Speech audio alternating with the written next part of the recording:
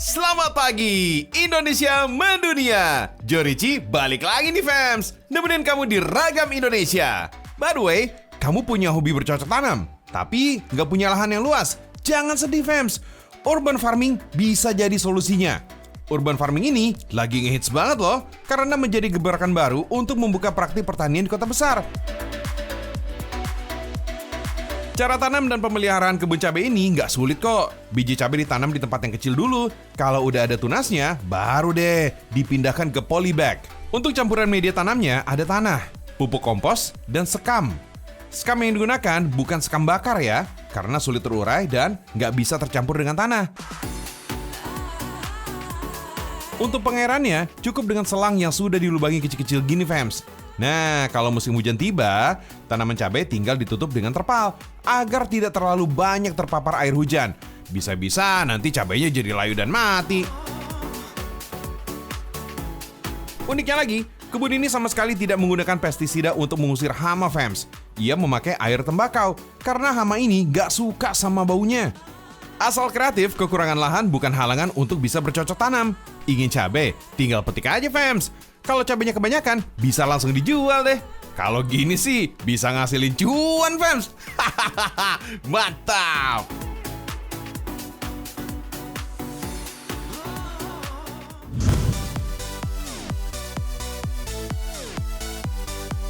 Kalau nggak punya lahan luas di rumah, jangan nyerah gitu aja, fams. Lahan 1 x 1 meter ternyata bisa kok menanam 70 hingga 90 jenis tanaman. Kok bisa ya? Kita kasih tahu nih caranya nih, fams. Siapkan media tanam dan bibitnya dulu.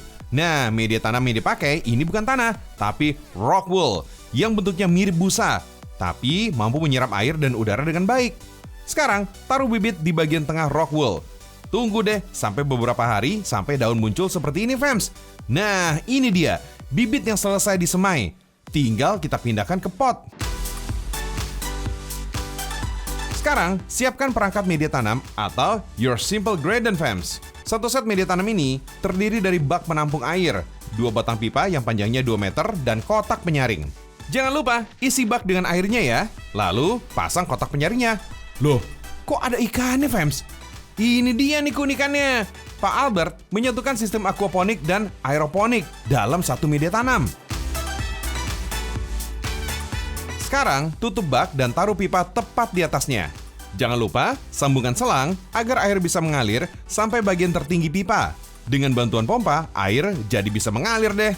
Tinggal letakkan pot dalam lubang satu persatu, fams. Meski terlihat sederhana, media tanam ini ternyata menguntungkan tanaman dan ikan. Kotoran yang berasal dari tubuh ikan ini bisa mudah terurai. Hasilnya malah jadi nutrisi untuk tanaman. Keren! Selain itu, tanaman juga bisa menyerap nutrisi sambil menyaring air. Hasilnya, air jadi lebih bersih dan bisa sebagai tempat hidup ikan, fams. Walau berada di dataran rendah dengan suhu udara panas, uniknya media tanam ini bisa kita pakai untuk menanam tanaman khas dataran tinggi, seperti daun basil, mint, oregano, strawberry, dan lainnya. Kok bisa ya? Ternyata karena pipa-pipa ini terbuat dari bahan polimer yang anti panas, jadi bisa menahan udara atau cuaca panas yang datang dari luar, fams. Wah, asik juga nih. Syarat berkebun ternyata nggak harus punya lahan luas. Cocok banget nih untuk kamu yang tinggal di kota-kota besar seperti di Jakarta.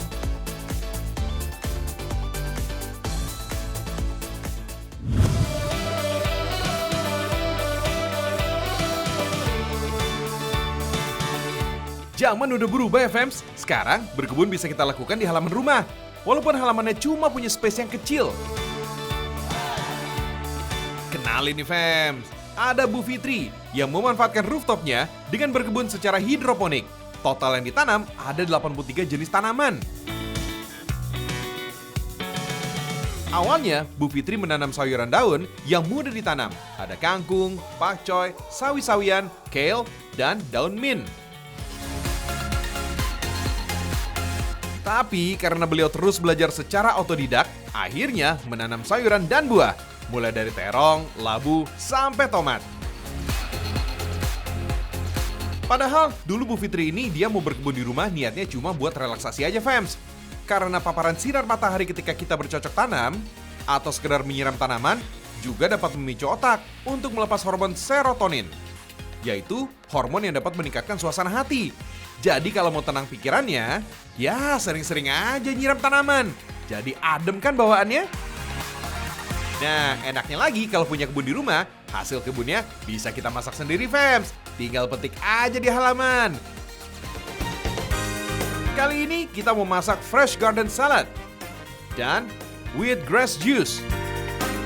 Pertama, kita petik dulu nih tomat segarnya, lalu bayam Brazil, daun kemangi, selada, dan daun mint. Sedangkan bahan tambahan untuk membuat salad ada telur, dada ayam, lemon, tomat, garam, dan merica. Langkah pertama, taburi ayam dengan garam dan merica, lalu di-grill dengan olive oil. Setelah ayam matang, kemudian goreng telur ceplok. Kemudian siapkan tomat, bayam Brazil, tomat cherry, telur ceplok, lalu ayam. Menu kedua, Bu Fitri mau bikin minuman wheatgrass juice. Bahannya ada wheatgrass, nanas, lemon, dan daun mint. Potong wheatgrass, lalu dicuci. Kemudian masukkan daun mint, nanas, dan perasan lemon. Blender aja, fams, lalu tuang ke dalam gelas. Nah, ini dia menu sarapan kita dari kebunnya Bu Fitri. Ada fresh garden salad dan wheatgrass juice. Enak juga ya kalau punya kebun sendiri di rumah. Makan enak dan sehat, gak perlu mahal dan ribet. Semua tinggal metik, fams. Sama seperti yang dilakukan keluarga Bu Fitri. Selain bikin hidup jadi sehat, kita juga punya hobi alternatif yang bisa menimbulkan energi positif.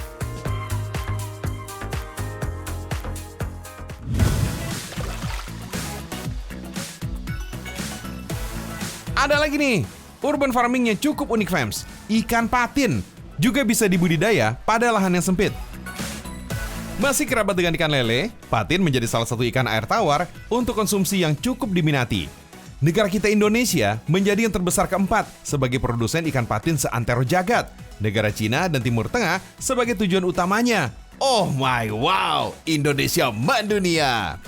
Habitat alami ikan patin ada di muara, sungai besar ataupun danau. Tapi ternyata ada juga nih patin yang mengadu nasib di ibu kota. Tepatnya di wilayah Cilangkap, Jakarta Timur. Sekitar 700.000 ekor bibit ikan patin biasa terjual ke pasaran di Sumatera, Kalimantan, Jawa, dan Sulawesi. Rata-rata hampir 3 juta bibit ikan patin bisa lepas ke pasaran tiap bulannya. Untuk harga satu ekor bibit patin ukuran siap jual berkisar antara 75 sampai 200-an rupiah per ekornya.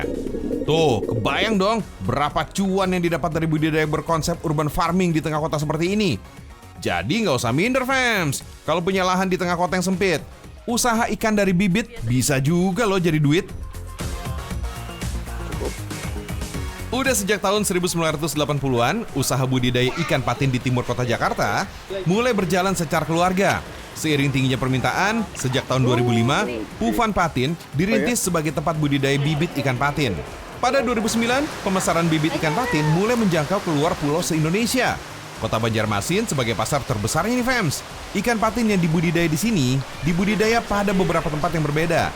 Kolam semen untuk indukan, kolam fiber, dan akuarium jadi tempat anakan. Selain kondisi dan kebersihan air, cuaca atau iklim sangat mempengaruhi budidaya ikan patin. Biasanya nih, fams, patin mampu hidup optimal di suhu antara 28 sampai 30 derajat Celcius. Tantangannya sih yang paling besar tuh pasti air ya, karena kan ikan ini hidupnya di air kan.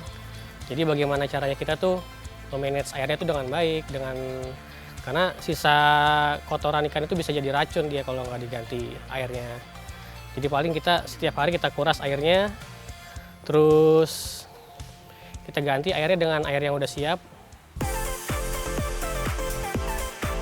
Fams, akuarium yang udah terlihat keruh akibat sisa pakan dan kotoran patin emang harus rutin dikuras supaya kandungan amoniak pada air gak bikin bibit patin sakit apalagi mati. Pakan berupa pelet apung dan cacing sutra bisa jadi pilihan nih, fams. Biasanya, ikan patin yang dilepas ke pasaran berukuran sekitar 2 cm atau 3 per 4 inci. Normalnya, dari menetas hingga mencapai ukuran tadi, hanya butuh waktu sekitar 2 minggu aja. Tinggi permintaan pasar bibit ikan patin se-Indonesia turut membawa rezeki bagi pemberdayaan petani bibit patin lokal di sekitar pemukiman padat kota Jakarta. Gak cuma ngehits, budidaya urban farming kalau ditekuni dan diseriusin, wah ini bisa jadi duit, fams!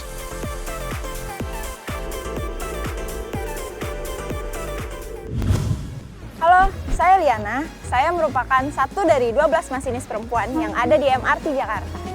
Adanya masinis MRT perempuan menjadi wujud kesetaraan gender di Indonesia, fams.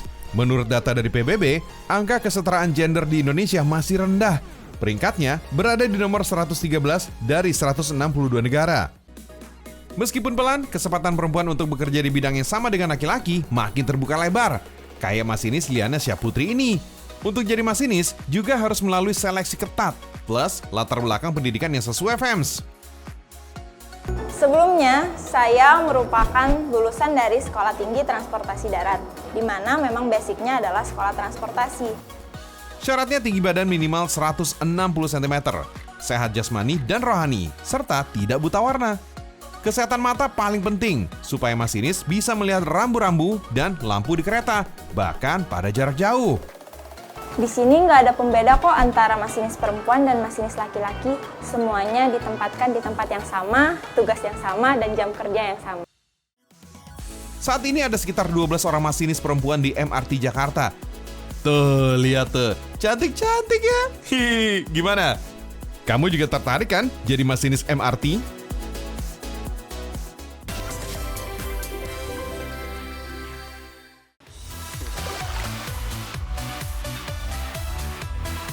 Kalau udah 30 menit, saatnya Jorji pamit undur diri. Saksikan terus ya Ragam Indonesia, karena Indonesia mendunia.